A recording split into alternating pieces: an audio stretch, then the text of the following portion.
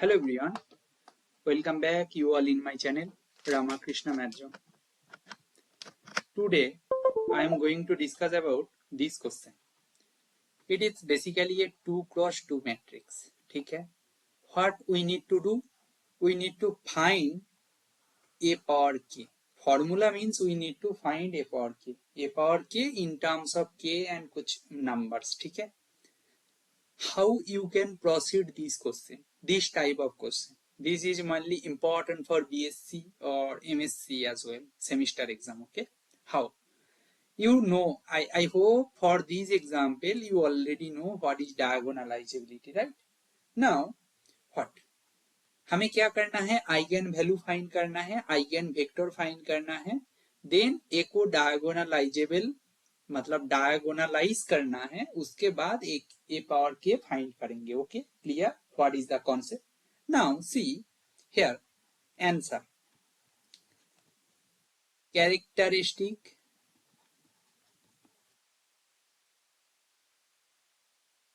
Equation of A is, A का characteristic equation क्या होगा? ए का characteristic equation is A equal to, okay, A equal to, sorry, characteristic equation is a minus lambda I modulus equal to 0. This is your characteristic equation. आपको पता है इसको कैसे करोगे ना. 6 देखो I क्या है, ये I2 है, 2 क्रॉस 2, ये आइडेंटिटी मैट्रिक्स है. ठीक है ना, 0 0 1, राइट. तो लैम्डा I करोगे तो क्या हो जाएगा, डायगोनल में लैम्डा आ जाएगा. ठीक है ना, तो a माइनस 6 लैम्डा I, इसका मतलब 6 minus lambda minus 1 2 3 minus lambda. ठीक है, ठीक है ना, इक्वल टू 0. इसको सॉल्व करोगे तो पता है 6 minus lambda into 3 minus lambda minus 2 into minus 1 equal to 0. From this one lambda square minus 9 lambda plus 18 plus 2 equal to 0. You can write this like 5 lambda minus 4 lambda plus 20 equal to 0.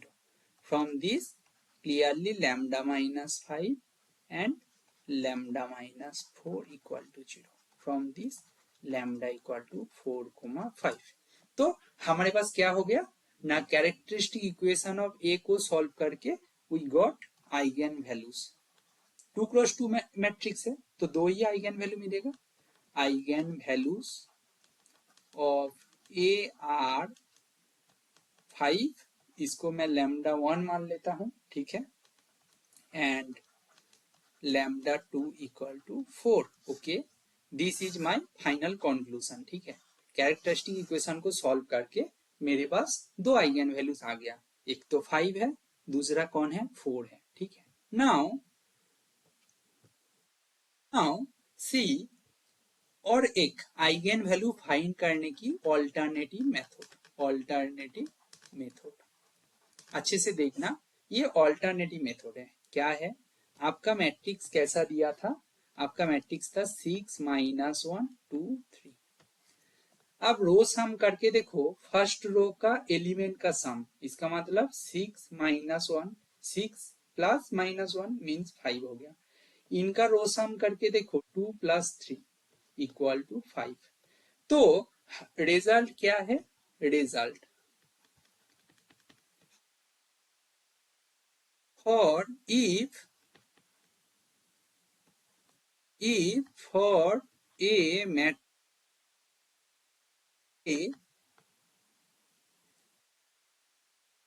सीधा बात है, result क्या है, कोई for a matrix A. ठीक है, if sum of elements of each row equal to lambda, then lambda is an eigen value of A. ठीक है ना, तो so using this result we get lambda equal to 5 एक eigen value है, ठीक है। अच्छा, ट्रेस ए मीन्स क्या, 6 plus 3 equal to 9, equal to क्या होता है, सम ऑफ आइगन वैल्यूज, ये रिजल्ट होता है, right, eigen values of A. अच्छा, ये आपका लैम्डा 1 आइगन वैल्यू आ गया, तो दूसरा आइगन वैल्यू को मैं लैम्डा 2 मान लेता हूँ। इसका मतलब क्या होगा, 5 प्लस लैम्डा 2, और ये इक्वल टू 9 ऑलरेडी था, यहाँ से लैम्डा 2 इक्वल टू 4 आ जाएगा। समझ में आया।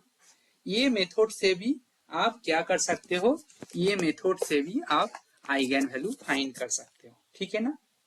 ठीक है, क्लियर हो गया, आइगन वैल्यू आ गया। और eigen value lambda 1 equal to 5, let x be eigen vector, ठीक है। तो आइगन वैल्यू डेफिनेशन क्या होता है, x1 मान लेता हूं, ठीक है। डेफिनेशन क्या होता है, A x one equal to lambda 1 x1।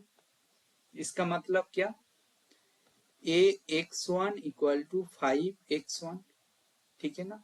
ठीक है, नाउ क्या कर सकते हैं, नाउ देखो अच्छे से देखो, ये क्या इंप्लाई करते हैं, A minus 5/x1 equal to 0। From this we can say कि हमें हमें क्या फाइंड करना है, आइगन वेक्टर फाइंड करना है। आइगन वेक्टर क्या होता है, नॉन जीरो वेक्टर होता है ना, x1 नॉट इक्वल टू 0। तो हमें क्या करना है, a माइनस 5/, फाइंड करना है। देखो अच्छे से, a माइनस 5/, क्या होता है ना, 1 माइनस 1 2 माइनस 2, ये आ जाएगा, राइट। तो इनके साथ x1 यूज करोगे, ये x1 equal to 0, clearly can choose as 1 1, right. हम लोग स्मॉलेस्ट चूज करेंगे, सिंप्लीफाइड फॉर्म ना। आप 5 5 चूज कर सकते हो, 7 7 कुछ भी चूज करो, x1 ऐसे चूज कर सकते हैं। So this one is your eigen vector. Otherwise ये सिस्टम को सॉल्व करोगे, ये जीरो मतलब क्या, 0 0 ना, ये 2x1 मैट्रिक्स है, ठीक है ना। इसको सॉल्व करके आपको आइगन वेक्टर मिल जाएगा for lambda 1 equal to 5। Similarly lambda 2 equal to 4 के लिए आइगन वेक्टर वेक्टर x2 मान लेते हैं, ठीक है।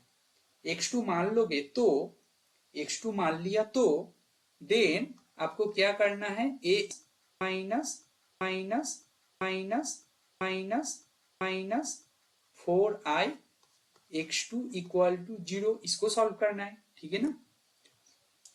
तो a माइनस 4i करोगे तो क्या होगा ना, 2 माइनस 1 2 माइनस 1 0 0 0 0, ठीक है ना। क्लियरली x2 आप ऐसे चूज कर सकते हो, देख के पता चल रहा है ना, 1 2, this is your eigen vector, okay, ठीक है। डायगोनलाइजिबिलिटी का मतलब क्या है, for a get invertible matrix, invertible matrix की कैसा दिखने में, first row x1 second row x2, ठीक है, ऐसे दे रहा हूं, मतलब x1 means sorry x1 first column x2 second column, such that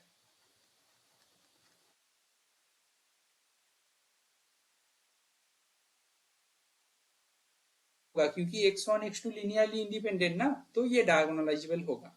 where d कैसा है, d x1 किसके कॉरेस्पॉन्डिंग था, लैम्डा 1 के कॉरेस्पॉन्डिंग था, तो 0 0, और x2 किसके था, लैम्डा 2 था। ये डायगोनल मैट्रिक्स है, फर्स्ट डायगोनल एलिमेंट में कौन बैठेगा, x1 के कॉरेस्पॉन्डिंग आइगन वैल्यू।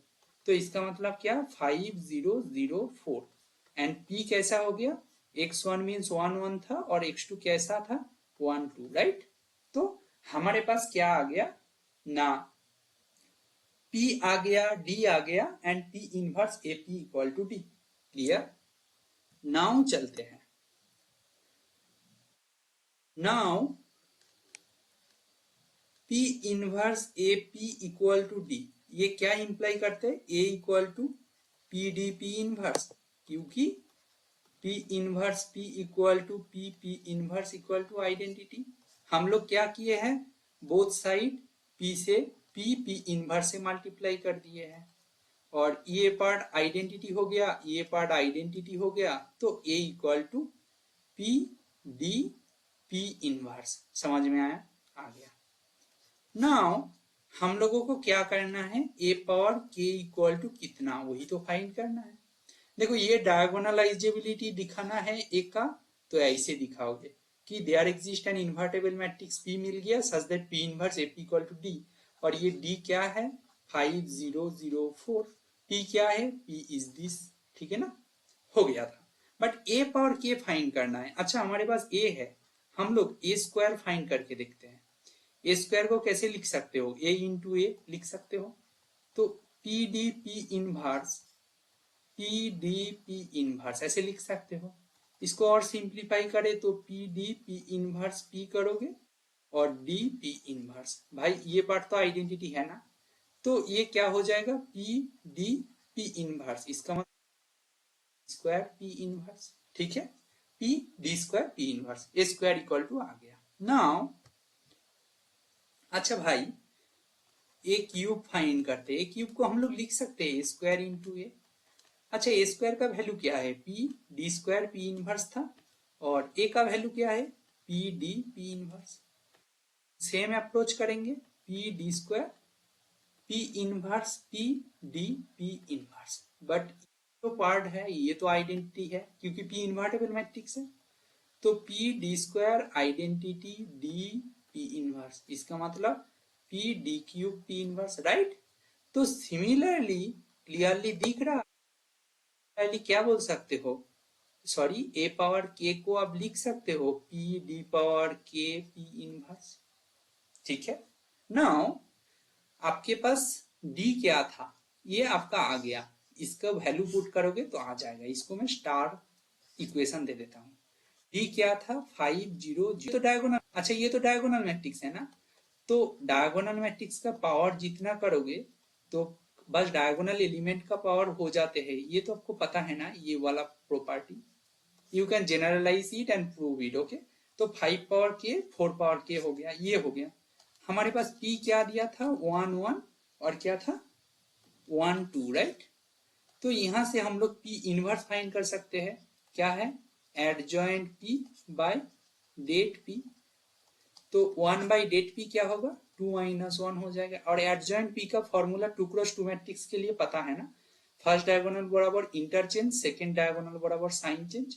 तो -1 -1 1, और नीचे तो 1 बाई 2 माइनस 1 था, ये अल्टीमेटली 1 था। ठीक है, आपके पास P भी आ गया, P इनवर्स भी आ गया। नाउ देयरफॉर स्टार इंप्लाई क्या?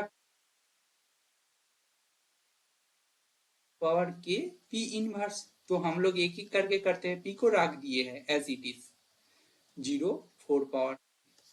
P इनवर्स क्या आया? 2 1 -1 1। नेक्स्ट स्टेप में P का वैल्यू लिख देता हूं, सॉरी 1 1 2 1, और ये दोनों को मल्टीप्लाई कर देते हैं। क्या होगा? 2 इंटू 5 -5 पावर के -4 पावर के, और ये 4 पावर के मल्टीप्लाई करें तो क्या हो जाएगा? 2 इंटू 5 पावर के माइनस 2 इंटू 5 पावर के, सॉरी ये क्या था? सॉरी ये एक्चुअली 1 2 था, मतलब P मैट्रिक्स जो था। ठीक है ना? अच्छा, मैं क्लियरली लिख देता हूं, ये 1 ये 2। ठीक है, तो ये हो जाएगा 4 पावर के। ठीक है, अच्छा ये क्या हो जाएगा? -5 पावर के प्लस 4 पावर के, और ये क्या हो जाएगा? 2 इंटू 5 पावर के माइनस 2 इंटू 4 पावर के, और ये क्या हो जाएगा? -5 पावर के प्लस 2 इंटू 4 पावर के। It is your answer. तो ए पावर के कैसे फाइंड करते हैं आप फाइंड कर लियो। ठीक है ना? ठीक है ना? ओके, ए पावर के फाइंड करने के लिए के पॉजिटिव मान के ही चलो, के पॉजिटिव। ठीक है, के पॉजिटिव मान के ही चलो। तो ये क्वेश्चन को ऐसे आप सॉल्व कर सकते हो, ठीक है।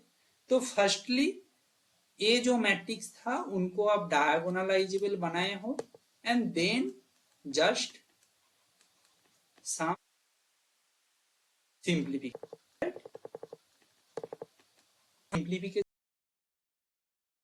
यूज किए हो, आपको ए के फाइंड हो गया। ऐसे आप इजीली ऐसा टाइप का कोई क्वेश्चन आया जो आपको इन जनरल एग्जाम पर्पज से पूछा जाएगा और कॉपी पेन में लिखने के लिए दिया जाएगा, तो मेनली 2x2 होगा, 3x3 होगा, 4x4 मैक्सिमम हो सकते हैं। तो you can solve it easily using this approach in detail. Already आपको शॉर्ट ट्रिक बोल दिया हूँ आइगन वैल्यू फाइंड करने के लिए। मैट्रिक्स को देख के लग रहा था रो सम से हम लोग एक आइगन वैल्यू मिल गया, trace equal to sum of eigen values होता है तो दूसरा आइगन वैल्यू मिल जाएगा, समझ में आया।